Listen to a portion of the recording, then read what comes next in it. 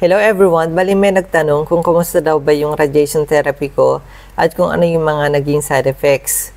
Bago ko sagutin yan, ikikwento ko muna sa inyo yung naging procedure ng radiation therapy sa Baguio General Hospital and Medical Center. Bali, pinag-radiation pala ako kasi sinabihan ako ng doctor na wala daw improvement yung bukol sa chemotherapy. Kaya medyo nalungkot at nanghinayang ako noon kasi nakaapat na ako noon eh. Konti na lang, tapos na yung chemotherapy, ganyan.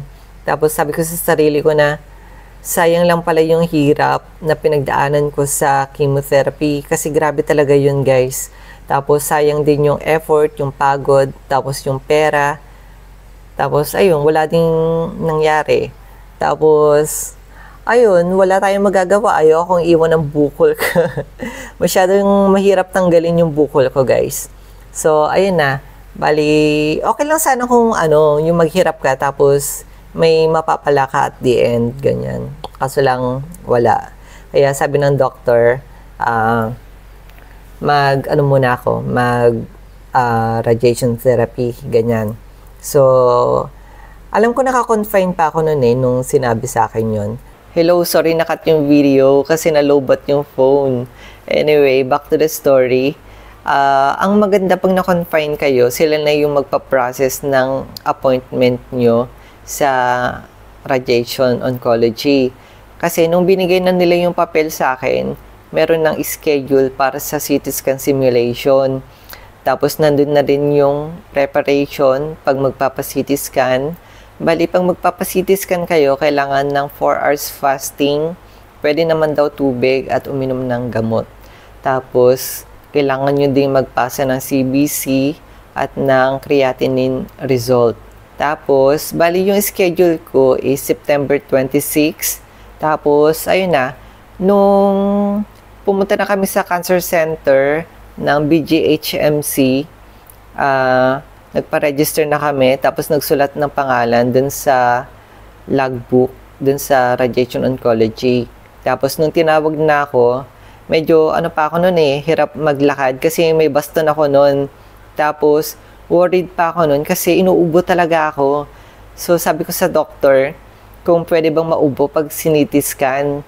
Tapos sabi niya, hindi daw pwede kasi maapektuhan daw yung result ng CT scan. So, thank God, nakayanan ko naman pigilan yung ubo ko. Tapos, ayun na. After ng CT scan, naglagay sila ng dito, ng parang tattoo. Wait lang, ipapakita ko sa inyo. Kasi, yan yung magiging guide para dun sa radiation therapy, ganyan. Tapos, ayun na, bali kailangan ng CT scan kasi dun nila gagawin yung planning. Tapos, para magkaroon ng baseline, parang iaano nila yun parang i-compare nila kung lumilit ba, ganyan. So, ayun na. After ng CT scan, sinabi sa akin na bumalik na lang or maghintay ng text or tawag kung meron ng appointment, ganyan. Basta alam ko naghintay pa ako ng 21 days noon Basta na tapos pa yung birthday ko noon. Tapos, ayun na, October 17, yun na yung pinaka-schedule ko. Tapos, doon na rin kami nag-decide na maghanap ng titirahan sa Baguio. And grabe, sobrang mahal pala tumira dun sa Baguio. Kasi, yung mode of transport ko lang that time is taxi. Hindi ako pwedeng mag-commute, hindi ako pwedeng mag-jeep, ganyan. Tapos, ayun na. Ang mahal na pamasahe. Kasi back and forth kami Minsan, ako pa yung nauuna. Tapos, si mama, magte-taxi na lang siya or minsan nagko-commute siya or nag-jeep siya. Ganyan. Tapos, doon ko na-experience yung sobrang hirap mag-taxi, guys, as in. Tapos, ang mahal pa ng pagkain.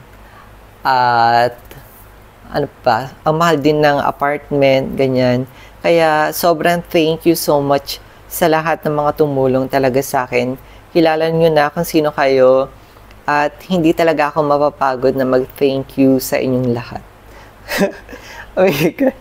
Naiyak ako. Ayun. Wait lang. So, ayun. Thank you so much. Kasi, Kung hindi dahil sa inyo, baka hindi kami nakasurvive dun sa Baguio, ganyan. So, ayun lang. So, thank you so much. Hindi talaga ako mapapagod mag-thank you sa inyo. So, ayun. So, ayun na. Afternoon. Wait lang. So, ayun na. Bali, nag-stay kami sa Baguio kasi 25 sessions yung radiation therapy ko. Medyo hassle pag uwian from Pangasinan to Baguio. Ganyan. Tapos, saglit lang kasi yung radiation namin. Parang natatagalan lang kami sa pila sa Malasakit. Kasi, doon ko na-experience na ma-exhaustan ng PhilHealth.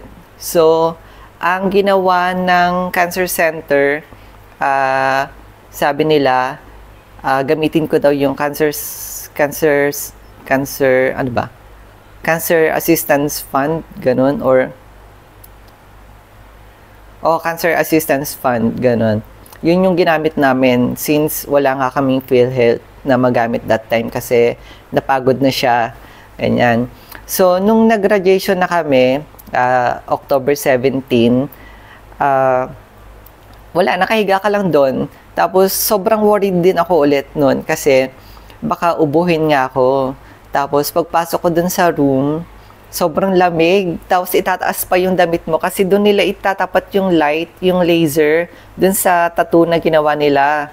Tapos, nakataas yung yung kamay. Tapos, ayan, binababa naman nila yung damit. Tapos, ang kasi, dito lang sa may chest. Ayan. Tapos, ayun na. Bali yung mga naging side effects, disclaimer lang guys, bali yung sasabihin ko ay base lamang sa mga na-experience ko. Kasi, alam ko yung side effects, depende rin yan sa kung saan kayo iraradiation. Ganyan. So, sa akin, dito lang sa may chest area. Bali, ang naramdaman ko lang nun, nangitim yung niradiationan. Kaya ang itim ng kilikili ko dahil sa radiation. Tapos, naging firm yung yung nipples ko nun. Ang sakit talaga niya. Ang sakit magalaw ng nipples ko. Tapos, medyo hirap akong mag-inhale.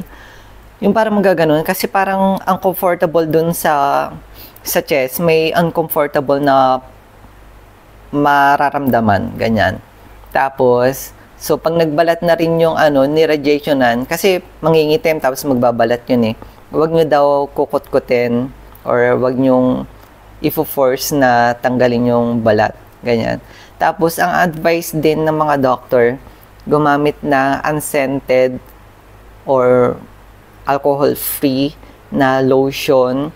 Tapos, wag din yung matapang na sabon na gamitin.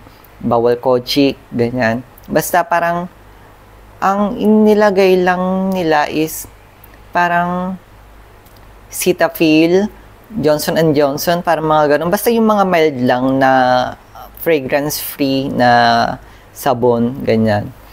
Tapos, ayun lang yung mga naramdaman ko. Hindi naman ako nahihirapang kumain. Hindi naman ako nagka-mouth sores. Tapos, ayun lang. Yun lang yung mga naramdaman kong mga side effects that time. Hindi naman din ako nakalbo, ganyan. Tapos, tinanong ko din yung doctor kung high dose ba yung radiation ko. Tapos sabi niya, oo daw. Ganyan. Tapos, after 10 days, i-CT scan with contrast kayo ulit. Tapos, titignan nila kung lumiit ba yung bukol. Tapos, nung tinignan namin, i-compare yung una kong CT scan. Tapos, dun sa after 10 days, lumiit naman daw siya. So, thank God. And, sobrang okay sa akin yung radiation, guys, kaysa sa chemotherapy. Pero sabi ng doctor, need ko pa rin daw mag-undergo ng chemotherapy kasi yung chemotherapy is para sa lahat sa katawan mo, ganyan. Unlike sa radiation, nakafocus lang siya sa isa tapos hindi pa natamaan lahat, ganyan. Kasi matatamaan yung puso ko pag inano pa nila pag pinilit na paliitin, ganun. So, ayan lang. Kaya chemo ako ulit. So, bali, kung tutuusin or ito total, nakaano na ako, 8 cycles na ako ng chemotherapy. Ganun. Bali, 4 dun sa RDAP. Tapos, naka-4 na ako ngayon sa RCHOP. So, ayun lang. So, sana may naintindihan kayo sa sa kwento ko. Kasi hindi rin ako makapagkwento masyado kasi nagde-dry yung yung bibig ko dahil sa chemotherapy, side effects ng chemo, ang bilis mag-dry. Kaya medyo nabubulol ako. So, anyway, yun lang. Magtanong lang kayo kung meron kayong mga questions. Bye-bye.